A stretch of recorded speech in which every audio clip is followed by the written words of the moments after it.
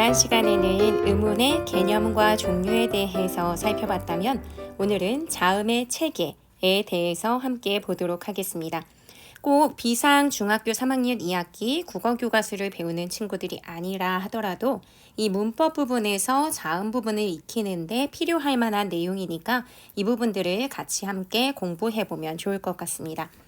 일단 자음의 체계라는 것을 이제 배우기에 앞서서 자음이 무엇인지를 알아야겠죠? 모음, 자음, 이걸 모르는 친구들은 없을 거예요. 지난 시간에 간략하게 이야기했던 부분이죠. 자음이라고 하는 것은 공기가 방해를 받으며 나오는 소리로 모음을 만나야 소리를 낼 수 있는 것이라고 말씀드렸었어요. 아, 야, 어, 여, 오, 요 이런 것들은 소리가 방해를 받지 않지만 이 기역, 쌍기역, 니은 이 아래에 보여드리는 자음들의 경우는 조음기관, 발음기관의 어떤 일부분에 닿으면서 스치면서 소리가 나는 그런 소리들이에요. 그러니까 방해를 받으면서 나오는 소리가 맞고요.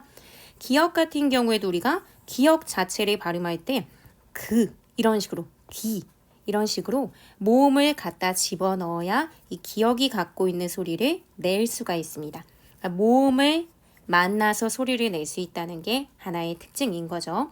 이 자음, 여기 있는 게 자음들인데 이걸 보면 자음의 체계라고 해서 굳이 이렇게 세 가지 정도의 방식으로 나누어요. 그냥 자음은 자음이라고 얘기하면 되는데 자음을 또 종류에 따라서 뭐 입술 소리, 잇몸 소리, 또는 울림 소리, 안 울림 소리, 또는 뭐 콧소리, 흐름 소리, 파열음, 마찰음, 파찰음, 또는 예사 소리, 된 소리, 거센 소리 이렇게 나누는 거죠. 그렇기 때문에 여러분들 이 단원을 배울 때 교과서를 한번 훑어본 친구들이라면 뒷부분에 뭔 표가 그렇게 많아 공부하기 싫어지면서 공부 의욕을 막 감퇴시키는 그런 표들이 굉장히 많았는데요. 그러면 도대체 왜 이것들을 나누는 것일까? 자음이면 그냥 자음이라고 하면 되는데 기준도 여러 개를 만들어놔서 왜 했을까? 이걸 생각해 보신다면 그때그때 상황이나 쓰임에 따라 써먹기 좋도록 이렇게 나눈 것이다라고 생각해 주시면 좋아요. 우리가 옷을 생각해 볼 때, 여러분들 입으시는 옷을 생각해 볼 때도 이것도 옷장을 정리할 때 어떤 경우엔 막 추워지고 있으니까 여름 옷들 집어넣고 계실 텐데 봄, 여름, 가을, 겨울에 따라서 옷을 정리하죠. 이걸 잘 정리를 해놔야 다음에 찾아서 입기 굉장히 좋단 말이에요. 근데 우리는 이런 방식으로만 옷을 정리하는 건 아니에요. 저 같은 경우에는 아들 둘을 키우고 있기 때문에 옷장을 정리할 때 아이들 옷과 어른의 옷을 또 구별지어서 정리하기도 합니다. 그러면 뭔가 구별짓고 내가 내 옷을 찾아 입기가 훨씬 편하기 때문이죠. 근데 이것뿐만은 아니에요. 또 어떤 식으로도 정리를 하냐면 내가 수영을 즐겨서 한다. 수영복만 따로 보관하는 곳을 만들어 놓기도 하고 아니면 내가 필라테스나 축구나 다른 뭐 스키나 이런 운동을 한다라고 하면 그것들만 옷 중에서도 구별지어요. 그러니까 계절이나 용도나 사용 연령에 따라 구별을 다 지어 놓으면 그때그때 찾아서 입고 보관하기가 굉장히 쉬워지죠. 자음도 마찬가지인 거예요. 자음 자체에는 얘네들이 속해 있지만 이것도 그때그때 상황에 따라서 어떤 서랍에 각각 보관해 놓느냐에 따라서 사용하고 써먹기가 굉장히 유리해지는 거죠. 중학교 교과서에는 음운 변동이라고 해서 뭐 비음화나 구개음화나 이런 음운 변동 현상이 다루어지지 않지만요. 고등학교에 가면 바로 배우게 돼요. 근데 그런 것들을 배울 때에도 이 자음을 어떤 성격에 따라서 잘 분류 지어놓고 그게 머릿속에 구조화되어 있는 게 굉장히 중요하고요. 그게 잘 되어 있어야 문법 수업을 접할 때 조금 더 쉽게 접할 수 있습니다. 그러니까 이런 거 왜 하는 거야 하고 막 괴로워하기보다는 이거 내가 길게 봤을 때 수능 때까지 써먹을 수 있어. 나 확실하게 지금 잡아둘 거야. 라고 생각하시면 공부의 동기가 조금 더 마련이 되니까 공부에 조금 더 도움이 되지 않을까라는 생각이 듭니다. 자음을 여러 가지 기준에 따라 분류를 할 수 있고요. 저는 지금 이렇게 세 개로 나누어 봤어요. 이 학습지 역시 제가 블로그에 올려둘 테니까요. 이 영상 설명 더보기란에 있는 링크를 눌러서 들어가시고 미리 받아서 정리를 하시면서 보시면 더 도움이 될 거고요. 만약에 나는 인수를 할 수 있는 뭐 그런 상황이 아니다 라고 하시면 교과서를 보면 다 내용이 겹치는 부분들이 있으니까 그렇게 보셔도 상관은 없습니다. 어쨌든 내용을 보시자면요. 자음을 여러 가지 기준에 따라서 나누는데요. 일단은 소리나는 위치. 자음 자체를 소리내는 이 위치가 다 다른데요. 그거에 따라서 입술 소리. 입술 소리는 당연히 입술에서 소리가 나는 걸 거고요. 잇몸 소리, 센 입천장 소리, 여린 입천장 소리, 목청 소리 이렇게 나누어 봅니다. 이 동그라미 친 게 다 소리 나는 위치를 표시한 거다라고 생각하시면 되고요. 이건 잠시 후에 설명해 드릴 거니까 이런 데서 각각 소리가 나는데 이거에 따라 이름을 붙일 수 있구나라고 보시면 돼요. 이 괄호 안에 있는 건 입술 순자를 써서 입술 소리를 순음이라고 하고 잇몸 소리 같은 경우에는 이빨 쪽에서 소리 나는 경우 치음, 잇몸에 닿아서 소리 나는 경우 치조음이라고 하는데 이걸 보통 묶어서 잇몸 소리 또는 묶어서 치음이라고도 이야기를 해요. 근데 교과서 자체에는 이 한자음이 나오진 않더라고요. 이 앞에 있는 것들로 나오게 되는데 그냥 참고로 해서 여러분 문제집을 풀거나 아니면 뭐 수능 기출문제를 풀거나 고등학교 과정까지 생각하시는 친구들은 이 부분의 명칭도 알아두시면 훨씬 도움이 될 거예요. 그리고 소리를 내는 어떤 발음 방식, 소리를 내는 방식에 따라서 크게 울림소리, 안 울림소리로 나누고요. 그 울림소리는 또 콧소리이냐 아니면 흘러가듯이 나는 방식으로 소리가 나느냐에 따라 콧소리, 흐름소리로 나누기도 합니다. 그리고 안 울림 소리는 파열음, 마찰음, 하찰음. 이거 개념이 쉽지는 않을 수 있어요. 그래서 이것도 뒷부분에서 설명해 드릴 테니까 어쨌든 발음하는 방식에 따라서 이렇게 구별 지을 수 있구나 라고 생각하시고 일단은 넘어가시면 됩니다. 그리고 또 소리의 세기에 따라서 예사소리, 괜소리, 거센소리 이렇게 나누어서 자음을 나누어서 분류하기도 해요. 그래서 이런 기준이 있구나라고 생각하시면서 일단 첫 번째 소리 나는 위치에 따라서 이렇게 나눈다고 했는데 이 부분을 같이 살펴보도록 하겠습니다. 네, 제가 지금 소리 나는 위치를 설명하기 위해서 다른 창을 하나 켰어요. 저작권에도 문제가 없고 모델료도 따로 받지 않는 이미지 하나를 지금 불러왔고요. 여기 지금 이렇게 보시면 돼요. 여러분 학습지에는 그림을 뒀는데 이게 어떤 부분인지 딱 와닿지 않으실 수 있어서 좀 불편감이 있으실 수도 있지만 제 사진을 하나 가지고 왔고요.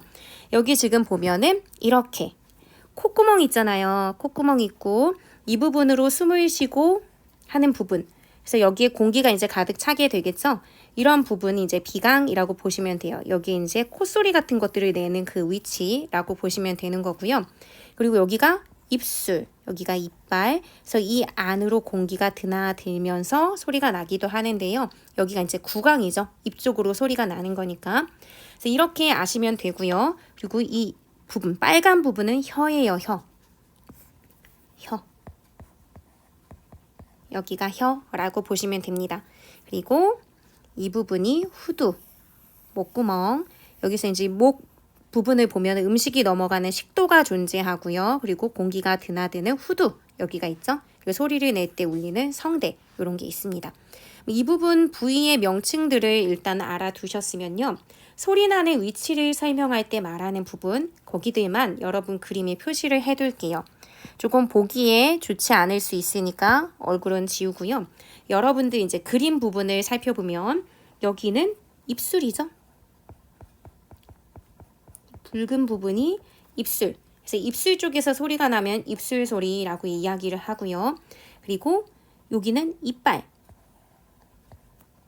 여기서는 이에서 소리 나는 거라서 여기에서 소리가 나면 치음이라고 이야기합니다. 그리고 이빨 근처에 붙어있는 이런 살, 여기가 잇몸이잖아요. 여기는 치조라고 얘기해요. 근데 보통 치음과 치조에 이제 혀가 붙었다 떨어지면서 이렇게 붙었다가 떨어졌다, 붙었다 떨어졌다 소리 날 때 여기 잇몸 가까이 이제 혀가 붙게 되거든요. 여기가 이제 치조인 거고, 여기에 닿아서 소리가 나는 것이나 아니면 이에 소리 붙어서 소리가 나는 것이나 뭉뚱그려서 얘기할 때 뭐 치음, 잇몸 소리 이렇게 얘기하고요. 조금 더 구체적으로 들어가면 이제 잇몸이 치조인 거고 이빨이 치인 거예요. 그래서 여기서 소리가 나면 치조음이라고 얘기하고 이에서 소리가 나면 치음이라고 하는 거죠.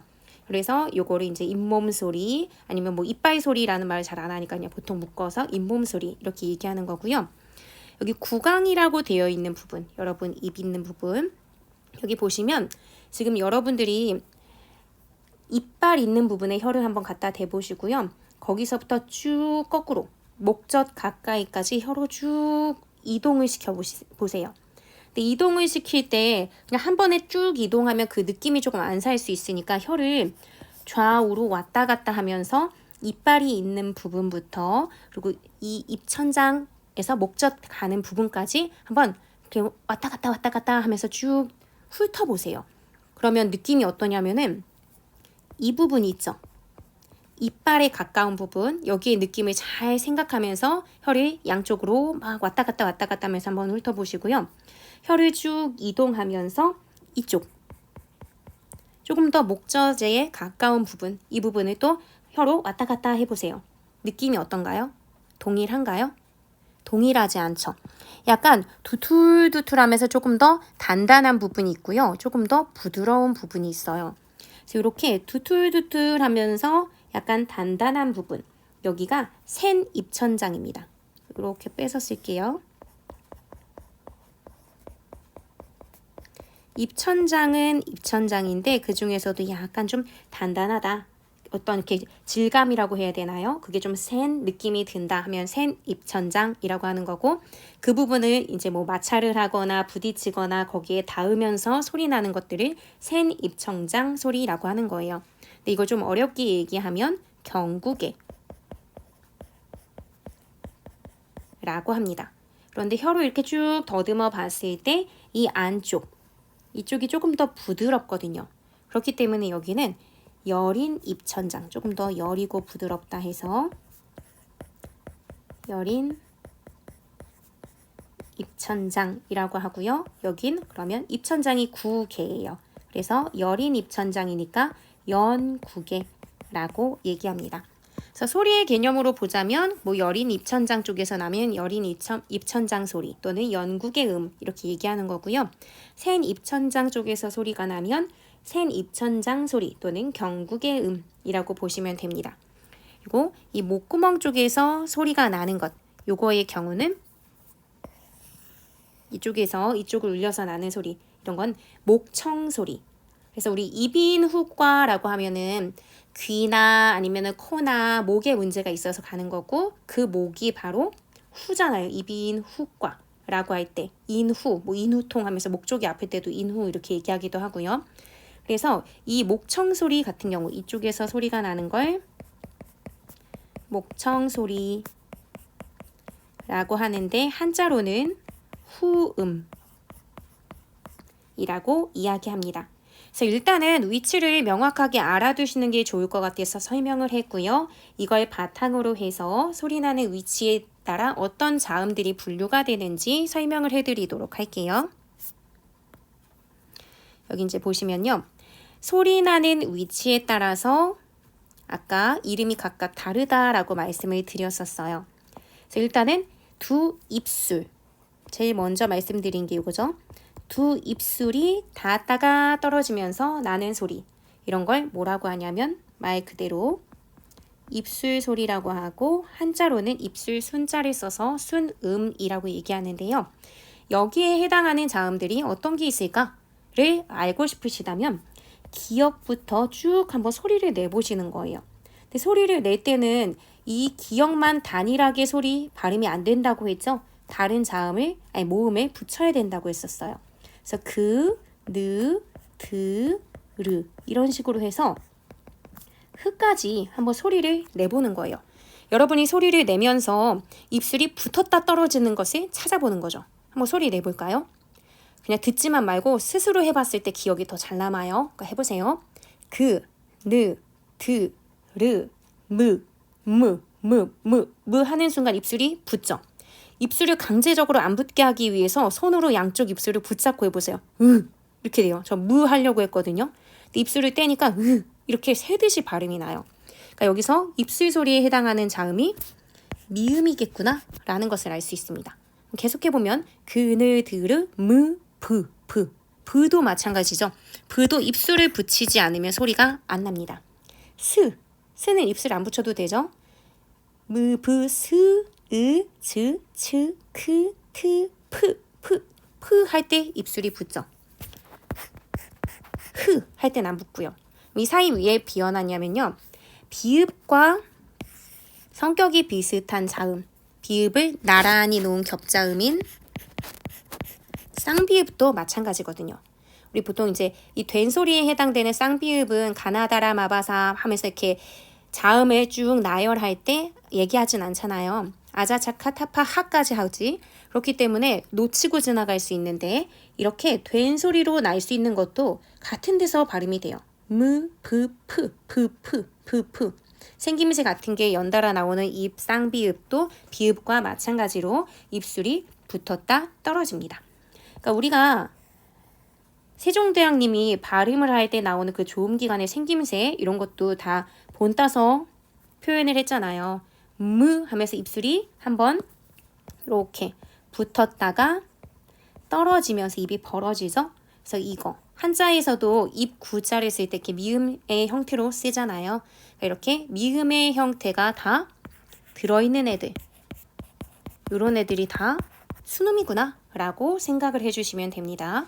그렇다면 넘어가서 그 다음으로는 혀 끝과 윗니의 뒷부분, 윗니 하면 이빨이죠. 이빨 얘기 나오니까 이빨에 닿는 소리, 치음, 아까 말씀드렸죠. 이 뒷부분과 혀 끝이 닿으면서 나는 소리 혹은 윗 잇몸과 혀 끝 사이에서 나는 소리, 여기 잇몸 나왔으니까 이거는 치조음이죠. 이걸 합쳐서 뭐라고 하냐면 그냥 잇소리 또는 뭐 잇몸 소리 이렇게 이야기를 합니다. 그러니까 명확히 나누자면 사실은 얘는 잇소리고 얘는 잇몸 소리인데 지금 교과서 자체에서는 잇몸 소리로 묶어서 이야기하고요. 그리고 또 치음, 치조음 같은 경우에도 보통 묶어서 그냥 치음이라고 하기도 해요. 그러니까 여러분들이 문제에서 특별히 요구하지 않는 한 보통은 막 이런 거 명확하게 구별해서 많이 쓰지는 않는 편이에요. 하지만 그래도 우리가 치와 치조가 의미가 뭐 구별짓기에 굉장히 어려운 건 아니니까 좀 다르긴 한 거다라고 알고는 계시면 좋을 것 같습니다. 어쨌든 이것도 역시 이런 방식으로 해서 발음을 내다보면 혀 끝이 윗 이빨이나 아니면 잇몸에 닿으면서 그 사이에서 바람이 뭐 빠져나가는 듯이 스치는 듯이 소리 나는 애들이 있어요. 한번 얘도 발음을 해보면 느 하는 순간 혓바닥이 윗니 뒷부분에 닿았죠. 느라고 얘기하면서 그래서 여기 니은이 해당이 됩니다. 드도 마찬가지죠. 니은과 생김새가 비슷한 이 드도 마찬가지로 혓바닥이 윗니에 붙는 것을 볼 수 있어요. 그러니까 여기 지금 잠깐 요 그림을 보시자면요. 혀가 지금 이렇게 그냥 자연스럽게 하면은 입천장에 붙어 있지는 않지만요. 우리가 드 하는 순간 혀가 살짝 여기에 붙었다가 떨어지죠. 마치 니은의 생김새와 비슷합니다. 그렇기 때문에 니은이 이 소리, 이빨에 닿는 이 소리를 니은 이렇게 생긴 생김새로 만든 거예요. 우리의 세종대왕님께서. 그러니까 그 부분을 생각해 주시면 돼요. 생김새에 이미 힌트가 있어요. 아, 혀가 이렇게 올라가서 붙었다 떨어지는구나 라고 생각해 주시면 되고 그 생김새는 여기에도 숨어 있죠. 디귿이 치음이라고 하는 것은 이 비읍과 쌍비읍이 같은 위치에서 발음됐듯이 이 디귿과 쌍디귿 이것도 마찬가지겠구나 생각해 주실 수 있어요. 뜨 소리를 내보시면 혀 끝이 윗니의 뒷부분에 닿았다가 떨어지죠. 그래서 그네 르라고 하면 르는 이빨에 직접 닿진 않지만 이빨 뒤쪽을 건드리죠. 즉 잇몸 부분을 건드리거든요. 르 하면서 그래서 이것도 여기에 속합니다. 리을 같은 경우에 이제 치조음에 가까운 거죠. 근데 치조음이긴 한데 또 보면 라라라라라라 할 때, 즉 초성 리을에 나올 때랑 그리고 날다, 날이라고 할 때 약간 혀의 위치가 살짝은 달라요. 라라라라라라라 하고 얘기하면 발음을 하면 혀가 윗 잇몸 살짝 뒷부분에서 가볍게 퉁퉁퉁퉁퉁 튕긴다면 날이라고 하면은 치조에 완전히 딱 붙여요. 치조에 완전히 딱 붙여서 날 하면서 정확히 더 파악이 돼요. 날 하고 발음해 보시면 혀가 더 정확히 윗 잇몸에 밀듯이 완전히 꼭 붙이고 있거든요. 그러니까 확실한 치조음이라고 보실 수 있는 거죠. 계속해서 볼게요. 그, 느, 드, 르, 무는 여기 있고 무, 브, 스, 스 어때요? 스도 윗 잇몸에 닿았다 떨어지죠. 시옷이 그러하다는 것은 역시 쌍시옷 역시 스 할 때 윗 잇몸 사이에서 소리가 나는구나 라고 확인이 되실 거예요.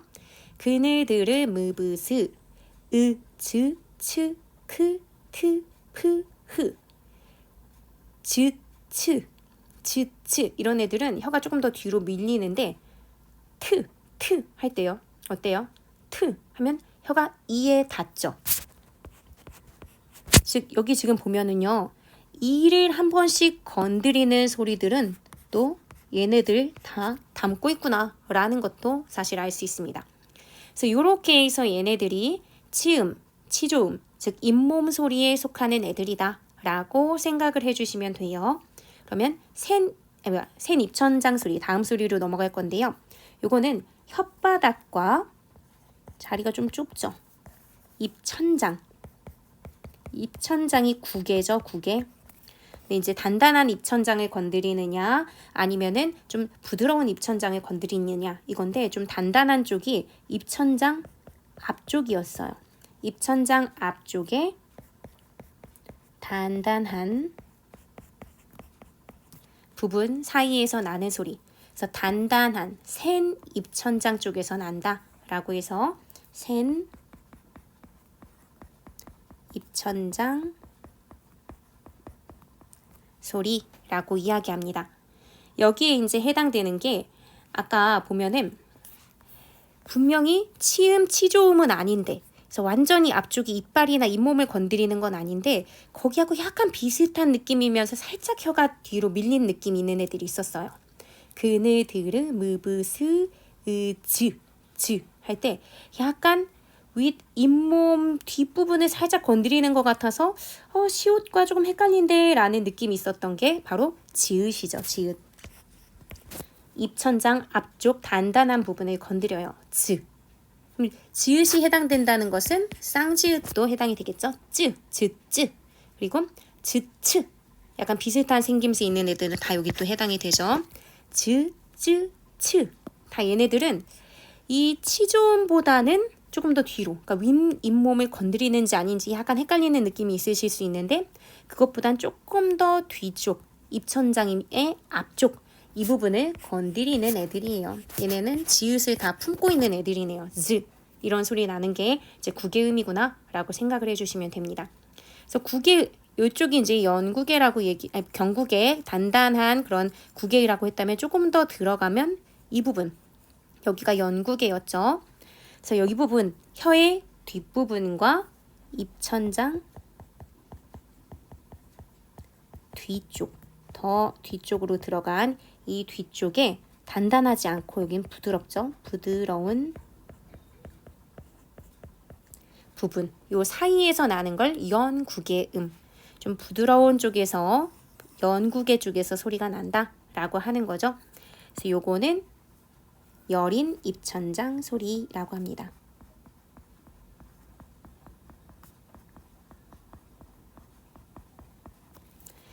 여기에 해당되는 게 어떤 거냐면은 그 아예 시작 부분에서 그 하고 굉장히 좀 안쪽에서 소리가 울리는 느낌을 받으실 수 있을 거예요. 그러면은 이 기역이 해당이 되니까 당연히 라고 하는 이 된 소리도 해당이 될 거예요. 여기서 힌트 하나. 기역을 품고 있는 이 모양과 같은 걸 품고 있는 자음 또 하나 있죠. 키읔이요. 크 연달아 발음해 보시면 입 모양이 달라지나요? 크. 소리가 뭔가 울리고 나오는 위치도 동일한 것 같죠? 이질감이 없어요. 만약에 여러분들이 다른 소리하고 연달아 발음해 보시는 거예요. 니은과 기역. 그래서 느 그 하면 혀의 위치도 이동을 해요. 근데 크라고 하면 혀의 위치도 이동하지 않고 소리가 울려 나오는 것 같이 느껴지는 그 부분도 같은 위치죠. 여기에 하나 더 더하자면 그, 느, 드, 르, 무, 브, 스, 라고 할 때도 소리가 입천장 뒤쪽에 그쪽에서 약간 이렇게 울리는 것 같은 느낌이 있죠. 이응까지 포함이 됩니다. 얘네가 연국의 음에 해당이 된다 라고 생각해 주시면 돼요. 그럼 남은 자음 딱 하나밖에 없어요. 후음. 목청 사이에서 흐 하고 나는 소리. 그게 요거죠. 후음. 그래서 목청 사이 소리라고 얘기를 하죠. 이름 자체도 목청 소리. 여기에 해당하는 건 딱 하나 있습니다. 히읗. 그러니까 지금 저 나름대로는 이걸 무조건 외우기보다는 나름대로는 발음되는 위치를 머릿속으로 떠올리고 몸으로 자꾸 발음하면서 기억하고 그러면서 명칭 자체도 익혔으면 좋겠어서 그렇게 노력하면서 한번 말씀드려봤는데 여러분들의 기억에 잘 남을지 잘 모르겠네요. 그렇게 꼭 남았으면 좋겠고요. 일단 소리나는 위치에 따른 자음의 분류를 말씀드렸고 그 다음에는 발음 방식에 따라서 이 자음을 같이 분류해 보도록 하겠습니다. 교과서에 이렇게 밥, 반, 밭, 발, 밤, 박, 방 이런 단어들이 지금 나와 있거든요. 이것을 어떤 소리나는 방식에 따라서 분류할 것을 요구하면서 문제가 나왔어요. 근데 여러분들도 발음해 보시면 느낌이 좀 다를 거예요. 우리 이 부분 여긴 다 동일하죠. 그렇다면 얘네들의 뜻을 다르게 만들어주는 건 여기 나와 있는 받침 자음들이에요. 이런 거 이제 의문이라고 한다고 한 거 지난 시간에 우리가 배웠죠. 그러면 밥 하고 발음할 때랑 반 하고 발음할 때 반 하고 이렇게 길게 뭐 얘기하려거나 딱 끊어서 얘기하려고 해도 뭔가 반, 밥 소리 자체가 확 막히고 조금은 막히지 않고 이어지는 것 같은 느낌. 이게 명확하게 좀 구별은 되거든요. 비읍을 붙이냐 니은을 붙이냐에 따라서 또 밭 하고 얘기하는 거랑 발 하고 얘기하는 거 끝에 뭔가 소리가 이어지는 것 같은 그런 느낌을 좀 주는 음운들이 분명히 존재합니다. 그래서 그런 것들을 나눠서 설명을 해드릴 거예요. 일단은 딱딱하게 끊어지는 것 같은 느낌이 있는 게 어떤 건가요? 밥 하고 끊어지고 반, 밭 소리 자체가 약간 이렇게 좀 강하게 들리면서 끊어지는 것 같이 느껴지는 애들이 이런 애들이죠. 밥, 밭, 박 이런 것들. 근데 반 이 표시를 어떻게 할까요? 얘는 그냥 세모 반, 발, 밤, 방 약간은 조금 울리거나 약간 이어지거나 하는 그런 느낌들이 존재합니다. 이렇게 지금 세모 표시한 애들 박, 밥 이렇게 딱 끊어지지 않고 약간 이어지는 것 같이 울리듯이 나는 소리 약간 부드러운 소리 이런 것들을 말 그대로 울림 소리라고 해요. 여기 해당되는 자음들이 니은, 리을, 미음, 이응 그래서 딱 4개예요. 그래서 저는 어릴 때 이걸 노란 양말 이렇게 외우기도 하고 나라 마음 이렇게 외우기도 했었어요. 그러니까 일단은 어느 정도는 확실하게 외워둬야 되니까 외우기도 하시고요. 그리고 이 단어들이 이 자음들이 갖고 있는 특징도 좀 이해해 주시면 좋을 것 같아요. 울림소리라고 한 그 말 그대로 어딘가를 울려줘요. 입 안을 울리면서 소리가 나거나 또는 코 안을 울리면서 소리가 나는 애들이 이 울림소리입니다. 그러다 보니까 소리가 조금 다른 소리들에 비해서 딱딱하지 않아요. 부드럽고 이어지는 느낌. 이런 게 좀 있어요. 여기에 해당되는 게 니은, 리을, 미음, 이응이고요. 얘네들이 이렇게 약간 울리는 이유가 뭐냐면 이런 식으로 소리가 나서 코에서 소리가 나거나 소리가 약간 흐르듯이 나기 때문이거든요. 그래서 이렇게 콧소리 같은 거, 코 안이 울리면서 날 때 얘네들을 말 그대로 콧소리라고 해요. 한자로는 코 비자를 써서 비음이라고 얘기하는데요. 얘네는 소리가 코로 울리듯이 나오는 거예요. 그러니까 입안의 통로는 막혀 있고 입으로 소리가 나오는 게 아니라 코로 공기를 내보내는 거죠. 그래서 이런 소리들의 특징이 코가 막혀서 감기가 걸리면 제대로 소리가 안 나는 특징을 갖고 있어요. 그러니까 엄마, 안내, 나무, 낭만 이런 단어들이 지금 제가 의도적으로 미음이나 니은이나 받침 이응이나 이런 걸 써놨는데 코를 한번 막아보고 발음해 볼게요. 엄마, 안내, 나무, 낭만. 약간 소리가 정상적으로 안 나요. 만약에 비음을 쓰지 않고 가지 이런 말을 하면 코를 지금 막아보고 해볼게요. 가지 전혀 문제가 없거든요. 그런데 이 비음을 많이 쓴 말들은 애써서 발음하면 뭐 엄마, 안내, 나무, 낭만 못 알아듣는 건 아니지만 소리 자체가 굉장히 답답해요. 코로 나와야 되는 공기가 나오지 못하고 그냥 코 속에서 울리면서만 소리가 나니까 제대로 빠져나오지 못한 답답한 소리가 나게 되는 거죠. 여기에 해당되는 게 지금 여기 제가 말씀드린 니은, 미음, 이응 이런 게 해당이 되죠. 리을은 아니에요. 리을 만약에 제가 뭐 라라라라라 하는 발음에 코 막고 해보면 라라라라라 큰 문제 없이 발음이 되거든요. 그러니까 이 니은, 미음, 이응은 코로 소리가 나고 코를 울리면서 그 안에서 소리를 내기 때문에 울림소리다 라고 이야기를 하는 거죠. 그렇다면 유음에 해당하는 요 소리는 우리가 울림소리, 흐름소리라고 하거든요. 흐를 유자를 써서 여기에 해당되는 건 리을 하나밖에 없어요. 여기 지금 니은, 리을, 미음, 이응 중에 지금 요거 하나 남았죠? 얘는 혀 끝을 잇몸에 대었다가 떼거나 아까 리을 우리 같이 살펴봤잖아요. 잇몸 소리였죠? 그러니까 잇몸에 대었다 떼는 소리 맞아요. 그러니까 대었다 라라라라라라 하면은 잇몸에 대었다 떼는 거죠. 그래서 이렇게 대었다 떼거나 아니면 잇몸에 그냥 댄 채. 요게 아까 랄 하고 종성에 나오게 되면 혀가 잇몸에 대 있는 상태로 약간 밀듯이 고정됐었죠. 요게 이제 받침으로 들어갈 때에 라고 생각을 하시면 돼요. 그 상태로 공기가 양옆으로 흘러나가는 소리죠. 랄랄랄랄랄랄랄 하면은 입천장에 이게 그림이 알아볼 수 있을까 모르겠는데 입천장을 혀가 이렇게 막고 있으니까 혀 양쪽으로 소리가 빠져나간다 라고 보시면 돼요. 그래서 이렇게 흐르듯이 빠져나가니까 흐름소리라고 하는 거고요. 입 안에서 뭔가 흘려보내면서 소리가 나니까 흐를 유자를 써서 흐름소리라고 하면서 흐르듯이 울려나가서 울림소리라고 한다고 보시면 돼요. 얘네가 울림소리고요. 이것을 제외한 모든 자음은 다 안울림소리예요. 그러니까 니은, 미음, 이응, 리을을 제외하면 전부 다 안울림소리다 라고 생각을 해주시면 돼요. 얘네는 당연히 그럼 울림소리와 반대겠죠. 울림소리랑 반대로 입 안이나 코 안은 울리지 않는 소리고요. 부드럽다의 반대는 딱딱하다 이런 거잖아요. 소리가 좀 딱딱하게 끊어지는 느낌.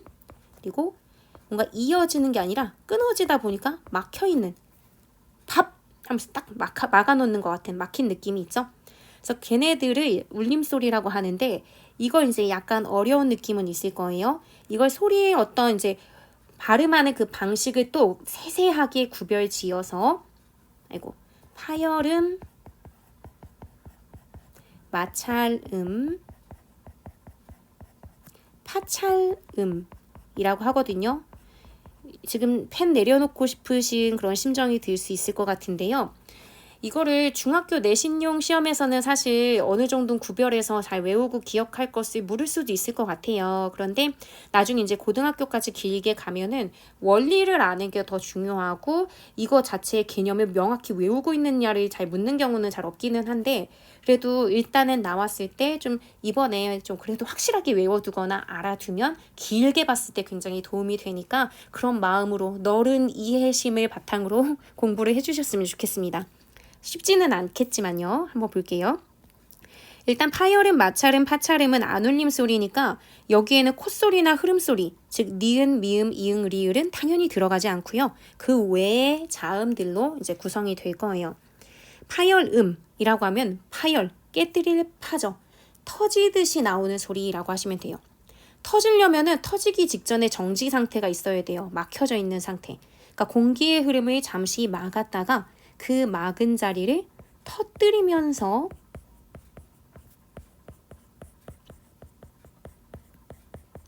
내는 소리라고 생각을 해주시면 됩니다. 그러니까 우리가 라라라라라라라라라라 하면은 뭔가 답답하지 않고 터지는 느낌이 없어요. 근데 만약에 그 뒤에 파열음에 해당되는 파열음 중에 하나가 이제 기역인데요. 가를 붙여볼게요. 라라라라라라라라라 가 라고 하면 여러분이 발음할 때 라라라라 하는 발음은 처음 할 때부터 뭔가 준비 동작 없고 그냥 라라라라라라 해도 되는데 라라라라라라라 가 라고 하면 뭔가 확 막히면서 터지는 그런 소리가 들리거나 느껴집니다. 그렇기 때문에 확실히 소리의 결이 달라요. 가꾸다, 가. 약간 준비 동작이 있으면서 터지듯이 구, 다. 이런 식으로 소리가 나는 거죠. 구독, 좋아요, 알림 설정 할 때 그 구독 할 때 독 할 때도 뭔가 터지는 듯이 그런 느낌이 있죠. 그래서 여기에 해당되는 자음들이 기역, 디귿, 비읍 이런 것들이 있어요. 밥 하더라도 바 할 때도 약간 바 하는 바 소리를 내기 위해서 약간의 예비 동작처럼 막았다 터지는 것 같은 그 입에 섬세한 느낌이 있거든요. 거기에 좀 주목해 주시면 좋은데 요게 기본인 거고요. 요게 파열음이다 보니까 요 성격을 갖고 있는 애들도 세트로 구성이 돼요. 쌍기역, 그리고 키읔, 까, 카, 가, 까, 카. 다 약간 그냥 입을 벌린 상태로 가, 까, 카 이렇게도 잘 안 되고 한 번에 이렇게 막았다 터지는 것 같이 예비 동작이 있는 상태로 발음을 주로 하게 되거든요. 디귿도 여기에 해당되는 된 소리와 거센 소리에 해당되는 얘네들 다, 따, 타 얘네들 다 파열음에 해당된다고 보시면 됩니다. 비읍도 해당되니까 여기도 쌍비읍과 피읍까지. 그래서 브, 뿌, 프, 바, 빠, 파 이런 발음 나는 게 이제 막았다 터지는 듯한 그런 소리가 나죠. 요것만 확실하게 기억을 파열음이 이런 거구나 라고 기억해 두시면 세트 구성이 되니까 좀 이해하거나 좀 이게 파열음이었구나 라고 생각할 때 조금 더 쉽지 않을까 라는 생각이 들어요. 그 다음은 마찰음. 입 안이나 목청 사이에 통로를 좁혀서 마찰이라고 하는 것은 이렇게 뭐 두들두들한 표면이 있으면 뭔가가 나아갈 때 계속 스치듯이 나아가는 거잖아요. 그러니까 요거는 그냥 터지는 게 아니라 입 안이나 목청 사이에 통로를 이렇게 통로가 있다면 이 좁혀서 이 틈 사이로 공기가 나가면서 이 주변과 살짝씩 마찰하면서 나가는 거예요. 그래서 그 틈 사이로 공기를 내보내요. 마찰을 일으키면서 나는 소리라서 마찰음이라고 합니다. 그래서 잘 들어보면 어딘가 이렇게 칙 하고 스치는 그런 느낌이 있어요. 시시해, 시시 스 하는 그런 약간의 부딪힘 이런 소리가 들리죠. 혹시 뭐 했어? 혹 이렇게 해도 목청 사이의 통로가 좁아지는 거죠.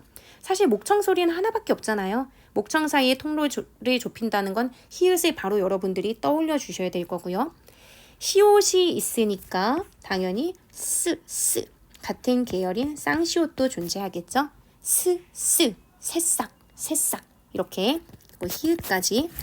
얘네들은 마찰음이기 때문에 사실 뭔가 마찰이 된다는 건 편치 않잖아요. 인간관계에서도 계속 마찰을 일으키면 인간관계가 편하지 않은 것처럼 발음을 할 때도 그냥 터지는 것도 사실은 콧소리나 흐름소리에 비해서는 발음하기가 어려운데요. 마찰 같은 경우엔 계속 부딪히니까 무한 반복해서 발음하면 여러분들이 힘들게 느껴져요. 예를 들면 새싹이라는 말을 무한 반복해보세요. 새싹 발음도 굉장히 하기 쉽지 않은 발음이고요.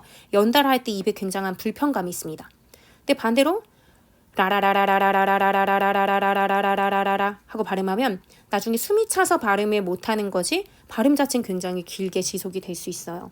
그러니까 마찰을 하면서 발음을 하면 에너지가 많이 소모가 돼요. 그러니까 발음이 그만큼 어렵죠. 어쨌든 이런 게 마찰음이다 라고 생각을 해주시면 되고요. 파찰음은 뭐냐면 파열음의 파와 마찰음의 마가 합쳐진 거라고 생각하시면 돼요. 두 개의 성격이 다 있어요. 공기의 흐름을 막았다가 여기도 막았다가라는 말이 있죠. 그러다가 서서히 그럼 어떻게 하겠어요? 파열의 성격을 갖고 있으니까 터뜨리겠죠. 터뜨리면서 그러면서도 마찰의 성격이 있어야 되니까 당연히 마찰도 일으키는 소리. 이런 소리가 있어? 우리 그냥 발음하지 막 하나하나 섬세하게 인식하지 못했으니까 우리가 터뜨리고 마찰시키고 그런 발음을 하나? 라고 생각하실 수도 있는데 거기에 해당되는 게 남은 자음들 즈, 쯔, 츠 라고 보시면 됩니다. 스스흐, 스스흐 하면 이건 그냥 좁혀져 있는 상태로 입 모양 그렇게 바뀌지도 않을걸요. 스스흐 이렇게 돼요. 그런데 즈쯔츠 같은 경우에는 조금 더 한 번 더 혀가 즈쯔츠 한 번씩 움직여요. 스스 같은 경우에는 스스흐 얘도 조금씩 움직이긴 하지만 그냥 틈 사이로 조금씩 미묘하게 그런 거라면 즈쯔츠 같은 경우에 한 번씩 혀에 힘이 더 들어가요. 뭔가 막았다 터뜨리는 그 느낌이 있어서 더 들어가면서도 스스흐가 주는 그 마찰음 같은 거 있죠. 약간씩 치치치치 하는 그런 기계 잡음 같은 거 그런 것도 여기에 들어가게 되죠. 즈즈츠 하게 되면서 그래서 얘도 발음이 쉽지 않아요. 마찰과 파열이 모두 다 이루어지기 때문에 뭐 주차장, 찢어진, 추진 이러면 말이 조금 더 강하고 센 느낌도 조금 주죠. 추진, 추진, 추진, 추진, 추진, 추진, 추진, 추진, 추진 하고 발음할 때 이게 굉장히 치치치 하고 터지는 느낌도 있고 입안에서 굉장히 좀 불편감 뭐 콧소리나 흐름소리 발음할 때보다도 그런 게 조금 더 느껴질 거예요. 이렇게 해서 안 울림 소리까지도 같이 울림소리, 안 울림 소리까지도 다 살펴봤고요. 마지막으로는 이제 소리의 세기에 따라서 나누는 걸 한번 볼게요. 요거는 그렇게 어렵지는 않을 거예요. 소리의 세기에 따라서 크게 보면 세 가지로 나눌 수 있거든요. 그냥 발음을 할 때 비교적 힘을 많이 안 주고 그냥 평범하게 우리가 긴장하지 않은 상태로 편안하게 숨 내쉬면서 말을 하는 그런 소리를 우리가 예사소리라고 합니다. 이 단어는 예산일이 아니야. 너무나 특별해 하는 것처럼 좀 평범하고 그냥 둥글둥글하게 그냥 평소에 하는 그런 방식을 얘기할 때 예산일, 예사소리 뭐 이런 식의 예사라는 말을 하죠. 여기에 해당되는 거는 우리가 일단은 여기에도 울림소리는 들어가지 않아요. 콧소리라든지 흐름소리 같은 것들 이건 세기를 따질 수 있는 그런 말들은 아니죠. 다 울리면서 부드럽게 나는 소리니까 그 외의 것들로 나누게 되는 거고요. 흔히 여러분들이 된 소리로 바꿀 수 있는 자음들을 떠올려주면 좀 쉬울 것 같아요. 쌍기역, 쌍디귿, 쌍비읍, 쌍시옷, 쌍지읒 이런 식으로 해서 좀 강하게 소리가 나는 계열의 짝꿍들이 있잖아요. 근데 그 애들하고 비교해 보자면 상대적으로 약하게 나는 소리들이 얘네들이죠. 그렇다면 이것들을 방금 말씀드렸듯이 세 개 발음하는 것. 세 개 발음하는 것 중에서도 여기 지금 보면은 성대 주위의 근육을 좀 긴장시켜서 그렇다는 건 예사소리의 경우는 상대적으로 덜 긴장이 되는 거겠죠. 근데 이 소리들은 성대 주위의 근육을 긴장시켜서 내는 소리고요. 그 중에서도 숨이 적게 터져 나오는 소리래요. 근데 이렇게 말하면 개념으로 얘기하면 조금 어려울 수도 있는데 그러니까 조금 더 세게 발음을 한다라고 생각을 해주시면 될 것 같아요. 근데 세게 발음하는 게 두 가지 계열이 있어서 헷갈리는데 지금 먼저 보실 것은 된 소리예요. 된 소리의 경우는 숨이 끄, 뜨, 뿌 약간 그냥 짧게 짧게 짧게 이렇게 해도 발음이 충분히 잘 되는 자음들이죠.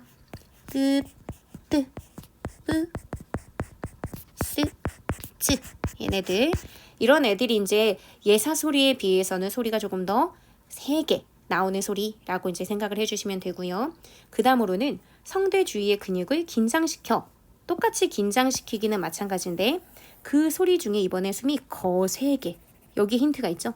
그런 걸 거센 소리 흐흐 이런 식의 약간 흐흐 이런 소리가 같이 섞여져서 히읗 소리 같은 게 이제 합쳐져서 나는 소리가 거센 소리라고 생각해 주시면 됩니다. 그러니까 소리로 보자면 얘네들 더하기 히읗 소리가 합쳐졌다고 보시면 돼요. 기역의 히읗이 합쳐지면 크 이런 식의 소리가 나잖아요. 그렇기 때문에 그 계열 소리라고 생각해 주시면 되는데 크, 트, 프 근데 시옷은 없죠. 여기 합쳐지는 게 없고 여기에 츠 얘네가 있습니다.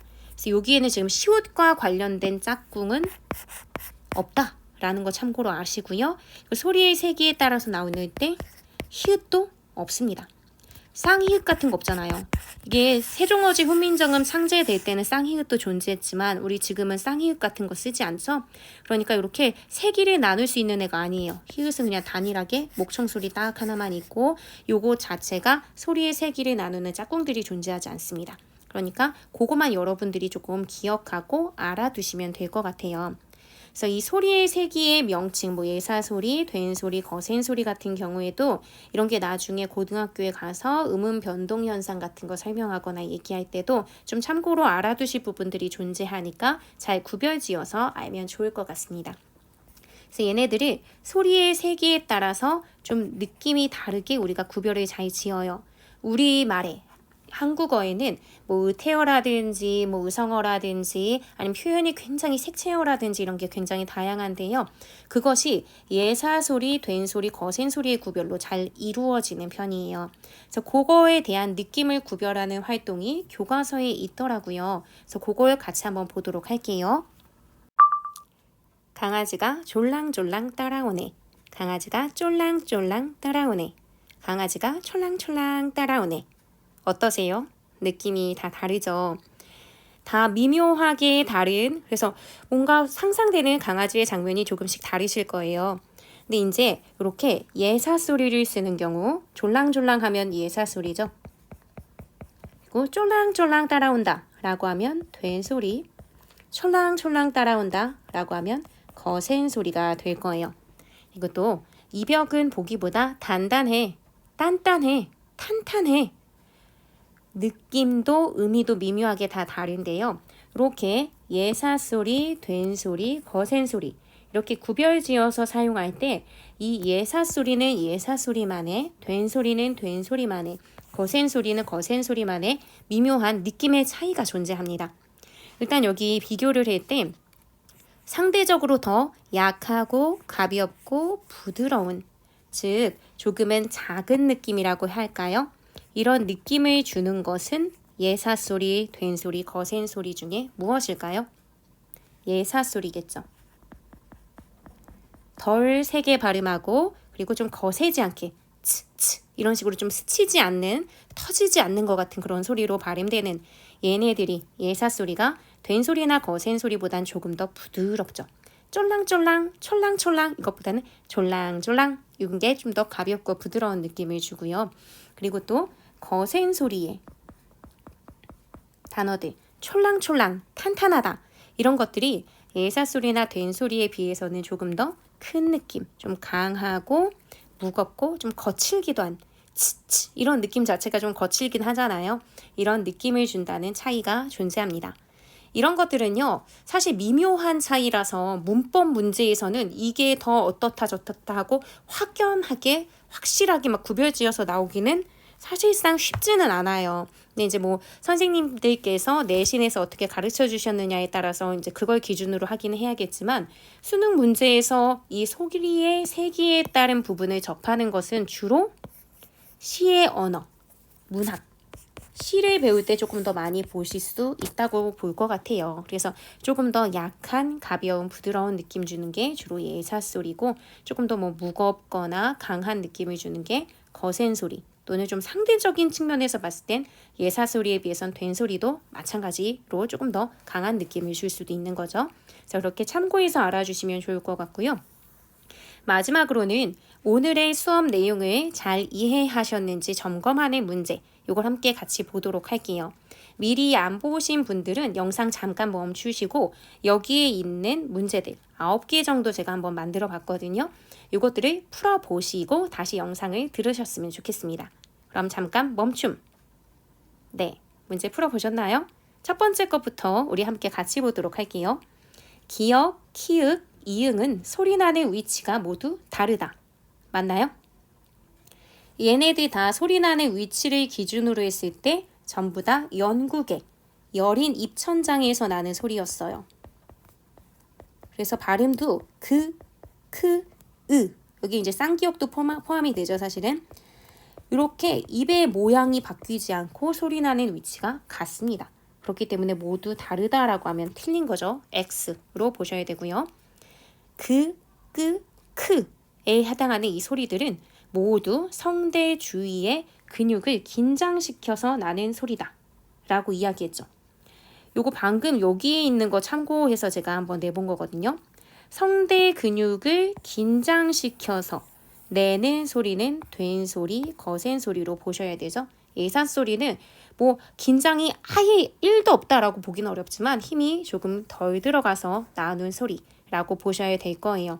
그래서 사실 이 문제는 제가 조금 더 명확하게 이거 지금 X로 의도하고 문제를 낸 건데 더 명확하게 X가 되려면은 성대 주위의 근육을 좀 뭐 강하게 꽤 뭐 많이 긴장시켰다 하고 좀 그런 식의 어떤 느낌의 단어를 주면 조금 더 정확하겠죠? 어쨌든 기억은 예사소리이기 때문에 기억은 빠지는 게 여기서는 적절할 겁니다. 세 번째, 니은, 리을, 미음, 이응. 아까 노란 양말이라고 했던 울림소리 기억하시나요? 얘네들은 모두 입 안이나 코 안이 울리면서 소리 나는 자음이다. 맞죠? 얘네는 울림소리니까. 네 번째, 모든 자음은 예사소리, 된소리, 거센소리의 체계를 지닌다. 아니었죠. 아닌 거 어떤 거 있죠? 일단은 시옷 같은 경우에는 쌍시옷은 존재하지만 거센 소리에 해당하는 쌍은 존재하지 않았고요. 히읗 같은 경우에도 얘를 된 소리로 뭐 이렇게 표기하는 것도 없었잖아요. 히읗도 제외가 되고요. 자음 중에서 울림소리에 해당하는 얘네들 노란 양말 이 네 개의 경우는 또 이런 체계 자체를 지니지 않죠. 답은 X입니다. 그리고 다섯 번째, 졸랑졸랑은 쫄랑쫄랑에 비해 더 가벼운 느낌이 드는 단어다. 그렇죠. 예사소리는 된 소리에 비해서 더 가벼운 느낌이 든다 라고 말씀드렸었습니다. 그 다음 문제, 소리 나는 위치가 두 입술이고 즉 입술 소리인 거죠. 그 입 안이나 코 안이 울리는 소리에 해당하는 자음은 이라고 했어요. 입술 소리에 해당하는 게 무, 브, 뿌, 프 이런 게 입술 소리였죠.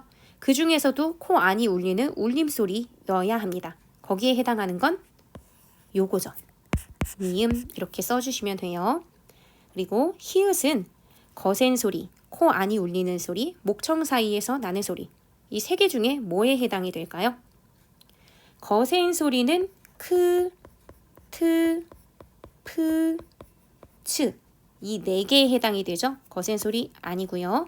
코 안이 울리는 소리는 비음이잖아요. 니은, 미음, 이응이 여기 해당이 되죠. 얘도 아닙니다. 답은 목청 사이에서 나는 소리, 목청 소리 또는 후음이라고 한다고 했죠.